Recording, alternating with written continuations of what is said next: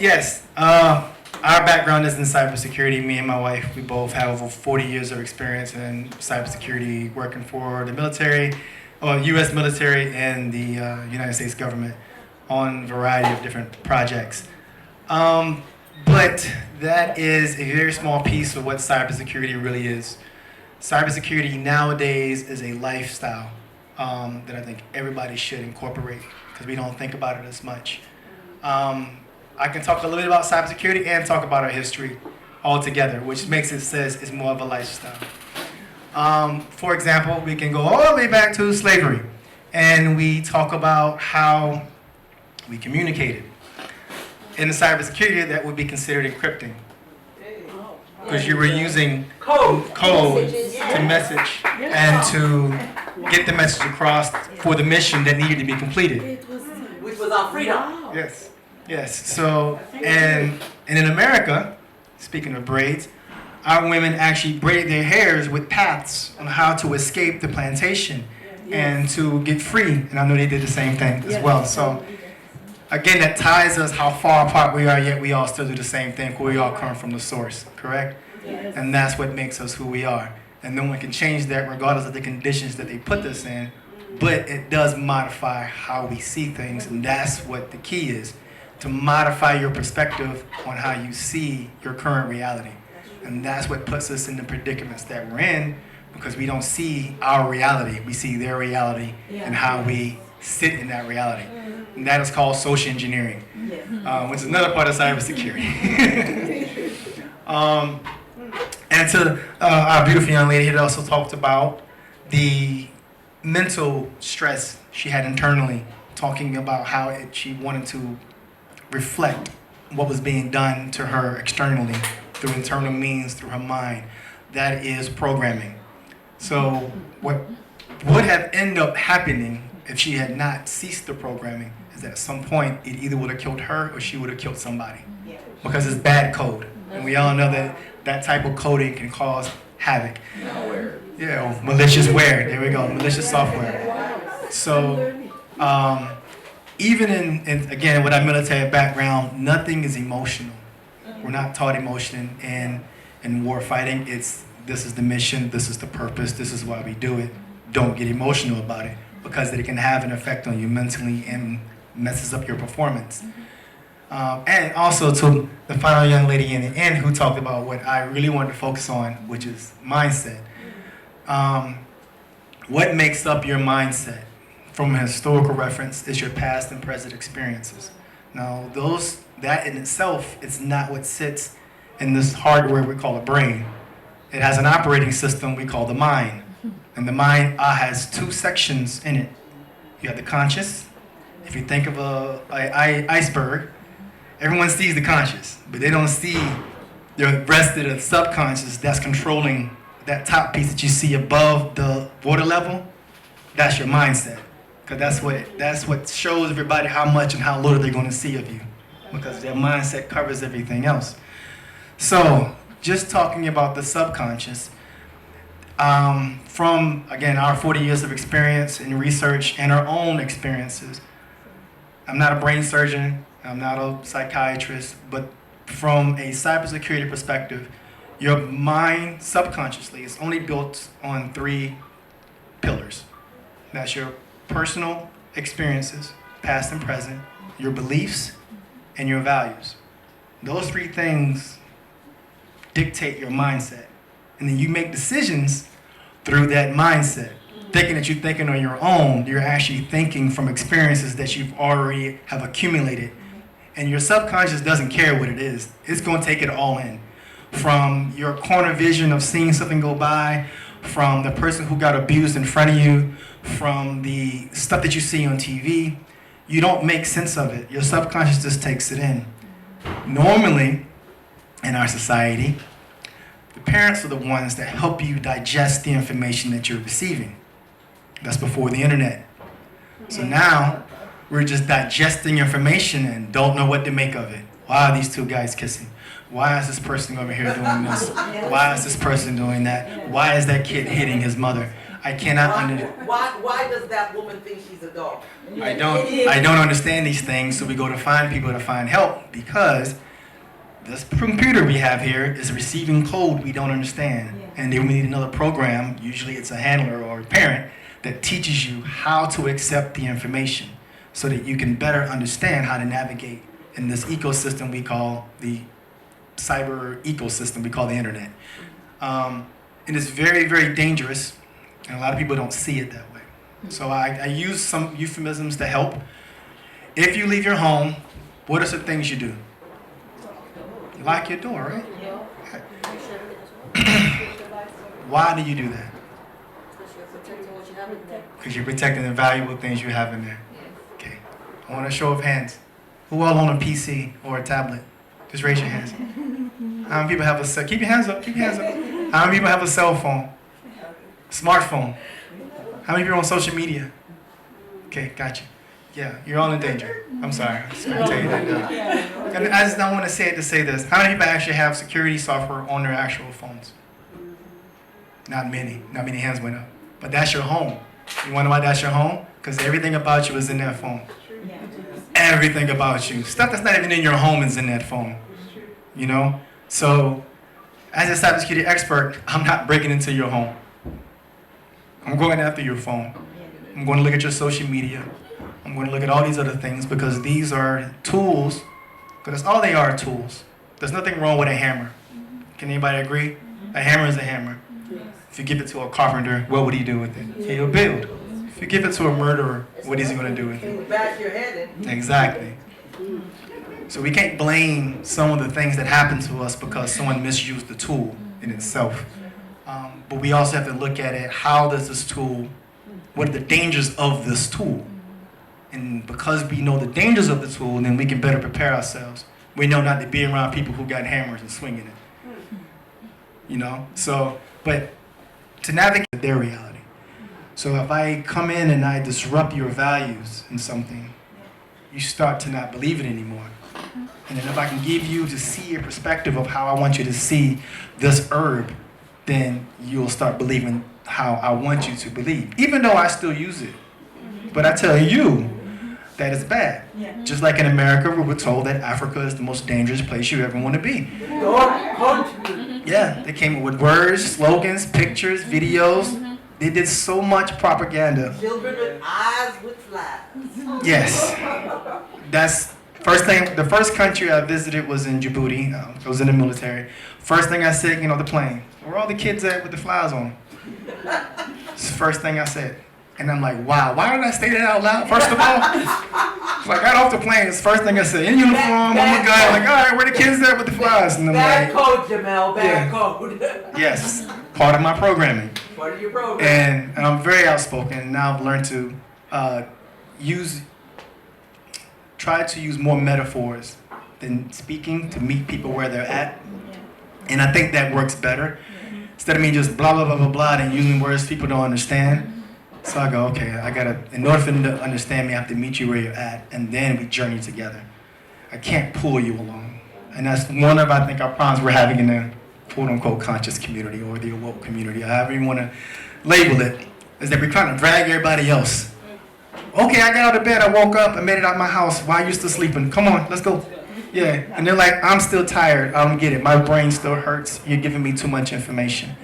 So we have to segment that and then direct everybody to her so she can transition them to where they need to be. But back to what I was saying before in regards to our history, who we are, and how that affects our future. Because at some point, we're all going to be connected to the internet, either directly or indirectly. We're going to be leaving our memories on there, and they don't go anywhere. But we don't own them. And that's the security. That's the problem. You own nothing if you don't control the power button, you don't own it. And the gentleman I spoke to was an artist, and he was like, well, how do I keep my content, yet keep the value of my art if I'm on Instagram? And I said, well, then get off Instagram. That's right. It's very hard, because they've already marketed to you the value of Instagram. They've showed you all the other people who put content and the money that they made. So I said, then why don't you find artists that have the same mindset you have? You buy somebody to build a website, put some data on it, And now you put your one picture on Instagram, and then you link them to your website that you own. And now you're not being monetized. Instagram is free, correct? Because you are the product. You are the product. Just because of that. If you paid for something, you receive it, they got the money, you go about your business, either for the service or the product. Instagram is a business. It does ads, it does marketing. In order to do that, I got to get people on the platform to do it for me. So when I talk to people who talk about these social media platforms, that you're just an extension of their marketing team that they didn't have to pay for. Because I wouldn't have got on Instagram because you're telling me now how to follow you, and I'm interested in you. I have to get on Instagram now to follow you. So I got to create an Instagram account just to get on with you, which adds to their marketing budget to get more people, to get more money, to fund you, to disenfranchise you, to manipulate your mind. And we like, again, you're not in chains, but you're in chains. Because now I'm limiting yourself. And Mama Lou brought it up when she talked about TikTok. China changed their whole algorithm for TikTok. There is no nonsense on TikTok. If you're on TikTok in China, you're learning about something. Some quick thing to learn for their kids. The quick things our children learn is how to Dougie, how to, move booties, how to hit people beside the head, how to do the next challenge, but nobody's really challenging our youth. That is the first line of defense. That's how Crawford's system sees cybersecurity. The first line of defense is the mind. I can buy all the most expensive security software and go through all this process of encrypting data, but if I don't teach the people who touch my data, and this is for CEOs who have employees, if they're not properly taught how to navigate on your system, then they're going to expose you to your whole company being hacked. And Donna's had a couple of hacks, whether they said something or didn't say something. Oh, they've had hacks, and we know it. I know. It's back to what my sister said again about accountability.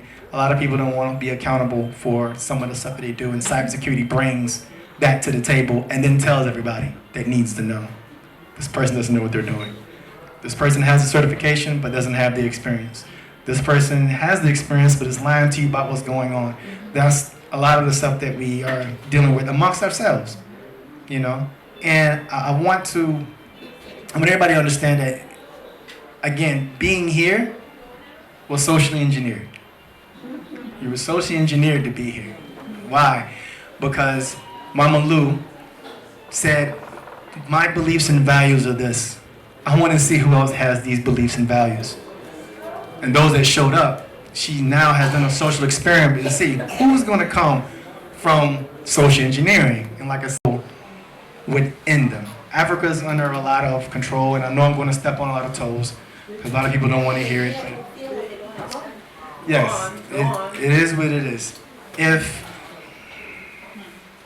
From a cybersecurity perspective,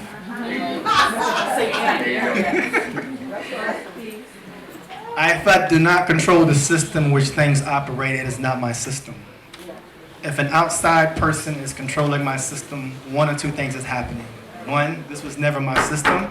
It was theirs that branched off from their main system, and it has its own controls, and it has its own policy and procedures as to how it operates. And I have to abide by those rules, because if I don't, then the security measures that have been put in place in this system will activate. Those security measures will activate. Those who need to be notified will be notified, and then their teams will come in and they will deal with what they need to do to bring it back down to where it needs to be so it's functioning properly. So I say that to say this. You cannot build a system inside of a system that's already designed to oppress you. It's impossible. Many have tried and many have died. Many are still trying and not knowing that they're going to die, because that's part of the security protocols, the layers of protection to protect their system. It's their system. You can't be mad at it. It's theirs. You're in the sandbox with them. All you can do is try to get out and build your own. You can bridge systems. Bridging systems is okay, still risky, but we still do them. Russia still bridges their system with America. China bridges this system with everybody. And everybody knows what China will do to you. And yet more, because he's been broken. And so they walk around the plantation, they walk around towns. If you ever see a man with his pants below his butt, he's no longer a man, he is broken. and they're a message, you don't need to fear him anymore. So if you're wondering why haven't white people told black men to pull their pants up, there's no fear no more. They understand the history behind it. You're no threat to me. You're more of a threat to your people than you are to me with your pants down by your hands. You see? So these things that we have to educate, our education, and bring to light what has not been taken but hidden. Because people take shiny things all the time. And we have a museum. They have many museums of shiny things that they've taken from us, but they don't understand it. They don't know why they did it. They just took it because it was shiny. Yeah. And then we go, oh, well, you stole this from my tribe. Yeah, but he doesn't even know what he has. He doesn't know. He just got it because he knew that it had value. It had some power to it. And yes, they did take the power, and they used it for whatever they needed because they knew what it was, because we, social engineering and cybersecurity, because we did not see them as a threat. So therefore, we taught them everything we know. So therefore, we gave them everything they needed, because we assumed that they were humans like us. I'm just being honest. I'm just being honest. Because Africa enslaved itself. And I'm going to say that because ain't no way in the world. Absolutely. 4 or 5 islands came and conquered a continent. Ain't no way in the world without help. It had to have help. So they picked this tribe against this tribe. They told this tribe about this tribe, and then let everybody fight, and then they got the fruits of the labor. They made you do the work yourself, and we still do it today. It hasn't changed. They just tweaked it a little bit, Yes. and we continue the process. Then we wake up, and they tweak it a little more, and it's not the elders they worry about, it's the youth. That's when they tweak it. Because we're like, oh, we ain't about to do that, because we know our history. Oh, okay, cool. Tweak it. Take your kids, send them back to our schools, and then they get the new program. So then they think everything is normal, and then they wake up, hey, we're not supposed to be doing this. Okay, tweak it. And they do it every 10, 15, 20 years. Wow. Nothing has changed. There you go. They just tweak it, different target market. And that's why cybersecurity is so important. This is amazing. I should just have you speak all the time, because this is on another level. So let me tell you what the tweak is now, because I do know the tweak now. Relax, let me tell you. Ooh, you got to teach your kids STEM. That's the tweak. Science, technology, engineering, and mathematics. Oh, hell no. Oh, sorry, Mom. She gonna spank me tonight. We're not into twigs. We're not into twigs. We are not into twigs. We have to get our kids steamed up. Science, engineering, art, mathematics, and design. And the up part is knowing that your identity is with the Creator. You see, if you don't know who you are and whose you are, you'll accept the bad code. You'll accept the tweak. You see, African children are artists and visionaries and designers. You see, my daughter, she's an engineer. No problem there. She's an aerospace engineer. But she'll tell you she can't engineer nothing without the design. And somebody's got to do the designing.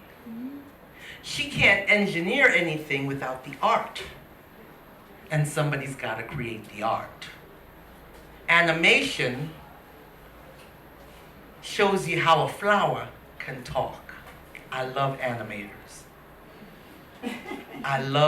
You be sitting up there talking to your plant, and in animation, the plant talks back to you. I like that. That's vision. Maybe in heaven, plants are talking back to me. I like that. Mindset. There's all kinds of possibilities. But if you sit there and you say, well, we're going to teach your children science, technology, engineering, and math, What's happening to the artists and the designers and the musicians and the creatives? What's happening to those people? They start feeling like they nobody. They not valuable. There's nothing that they can give the world. No, we're not going to be doing no STEM. We're not into twigs.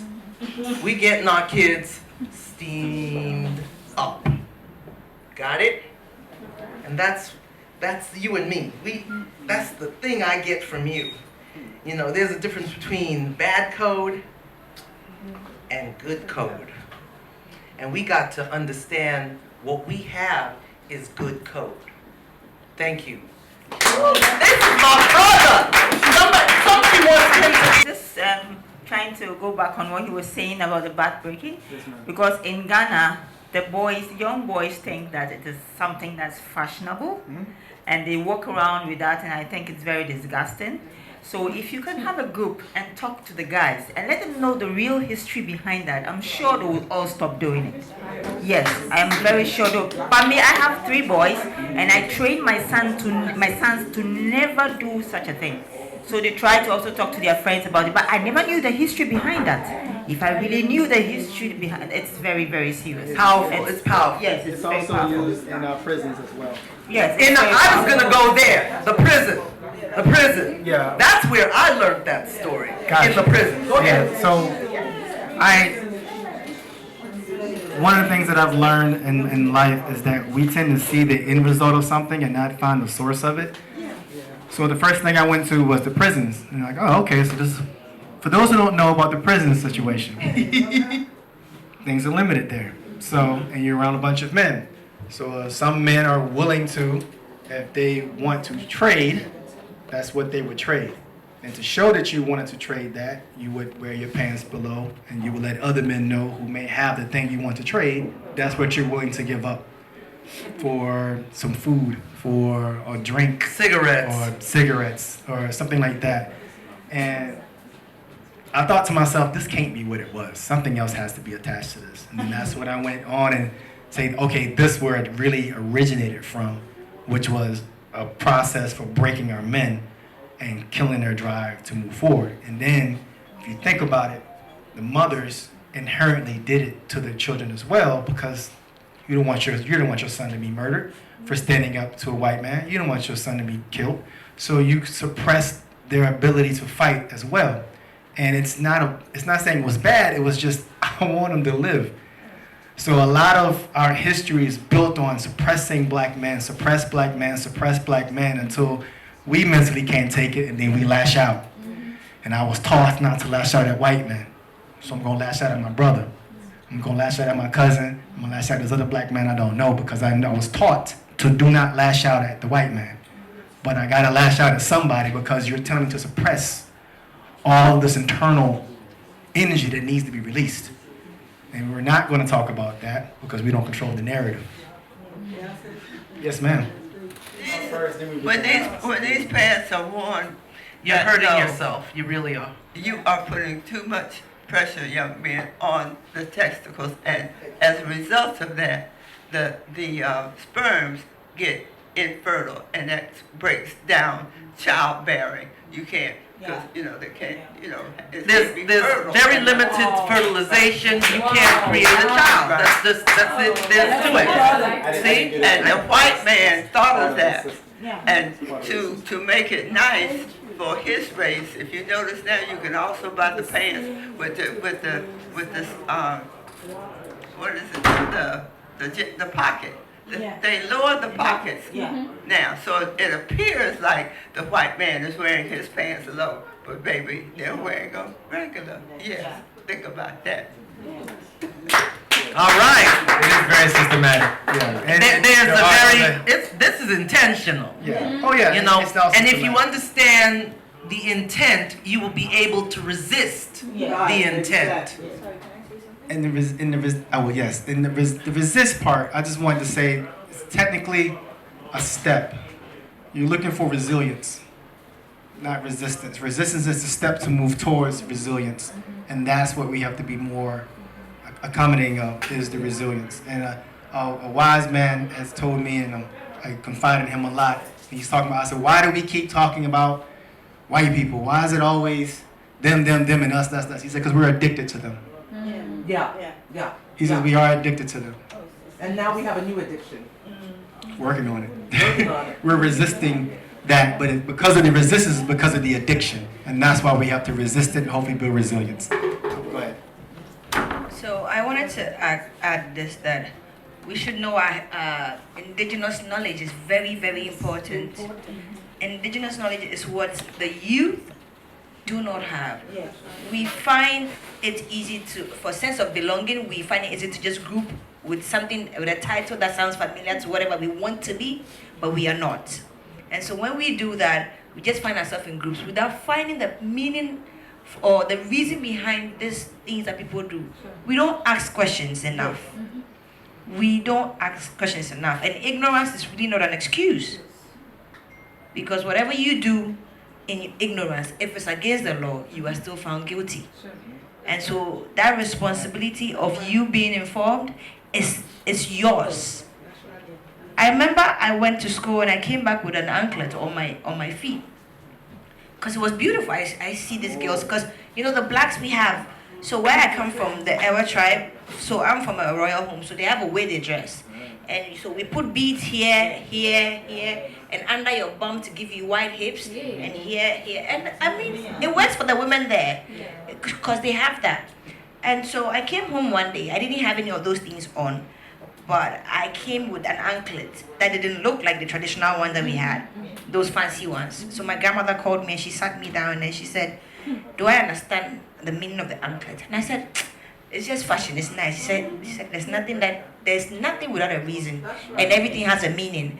And so she sat me down, she told me that, listen, back then it was slaves, it was a sign of slavery to have those chains on your feet. Because some of them, they didn't have what it took to break it off, so they kept the chains on their feet. And so this is what she told me. And so she said, if I don't want to be seen as a slave, I shouldn't put on things that identifies me as a slave. Facts. And that was it. Till date, I see women do it, I find it beautiful, but I know why I cannot do it. Because I have... You have the source code? You got the source code.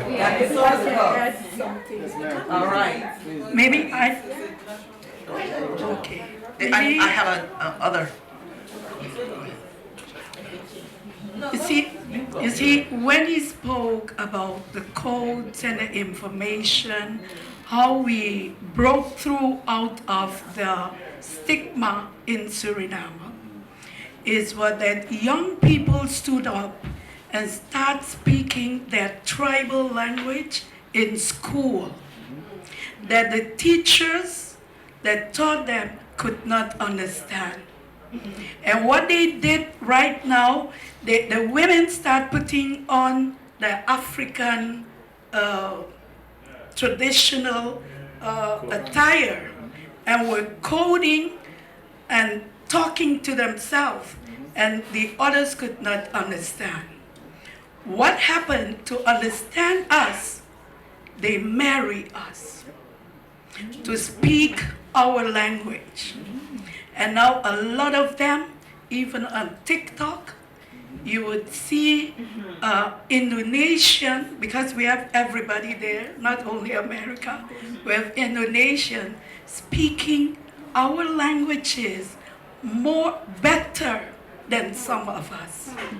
So sometimes when crime happens, you will only hear the language and think it's a certain group.